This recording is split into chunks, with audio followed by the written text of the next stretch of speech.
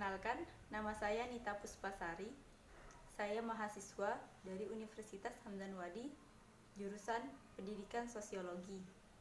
Nah, tujuan saya membuat video ini yaitu untuk memenuhi nilai ujian akhir semester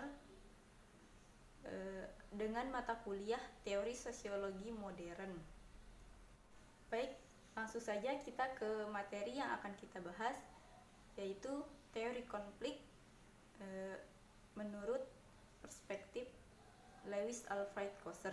Mana teori konflik menurut perspektif Lewis Koser merupakan sebuah sistem sosial yang bersifat fungsional, di mana konflik yang terjadi di dalam masyarakat tidak semata-mata menunjukkan fungsi negatif, tetapi konflik dapat pula menimbulkan dampak positif bagi berlangsungnya tatanan masyarakat. Bagi Koser, konflik merupakan salah satu bentuk interaksi yang tidak perlu diingkari keberadaannya. Maksudnya, konflik tidak harus merusak atau bersifat disfungsional bagi sistem yang bersangkutan, karena konflik bisa juga menimbulkan suatu konsekuensi yang positif. Nah, selanjutnya Koser juga menyatakan perselisihan atau konflik bisa saja terjadi antar individu, kelompok atau kolektif, atau individu dengan kelompok. Nah, sebagai contoh, konflik antar individu dengan individu saat di bangku SMA, SMK atau MA. Nah, di sana secara tidak sadar kita sudah menciptakan suatu konflik positif, yaitu biasa dalam tingkatan kompetisi, ajang perlombaan, sampai bersaing untuk menjadi juara kelas. Nah, dan pengalaman konflik positif lainnya. Nah, pada konflik yang bersifat negatif bisa kita lihat pada hasil akhir dari kompetisi, di mana hasil tidak sesuai dengan harapan. Seperti misalnya tawuran antar pendukung ataupun supporter. Kita lanjut ke pembahasan yang kedua, yaitu gagasan-gagasan Lewis Koser. Yang pertama, fungsi positif konflik,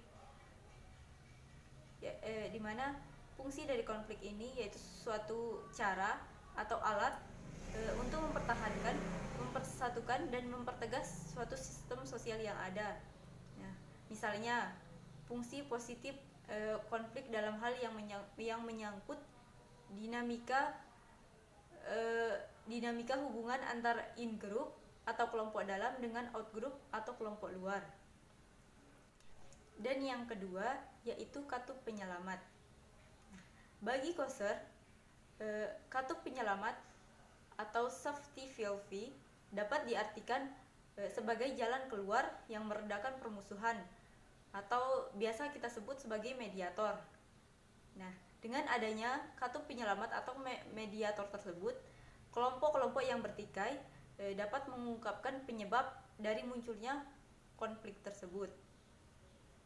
Selanjutnya yang ketiga yaitu konflik realitas dan konflik non-realitas. Nah, konflik realitas ini merupakan suatu konflik yang berasal dari kekecewaan individu maupun kelompok terhadap suatu masalah. Sebagai contoh, para karyawan yang melakukan pemogokan kerja dan melawan manajemen perusahaan untuk sebagai aksi untuk menuntut kenaikan gaji.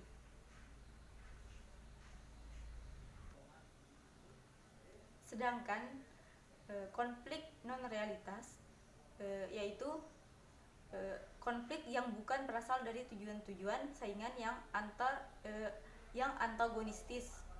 Nah, melainkan dari kebutuhan untuk meredakan ketegangan paling tidak dari satu pihak. Nah, sebagai contoh lagi, dalam masyarakat yang buta huruf, melakukan pembalasan dendam melalui ilmu gaib atau biasa kita sebut santet lah.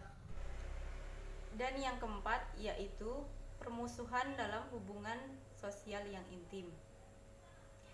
Menurut Koser, terdapat kemungkinan seseorang terlibat dalam konflik realitas tanpa sikap permusuhan atau agresif.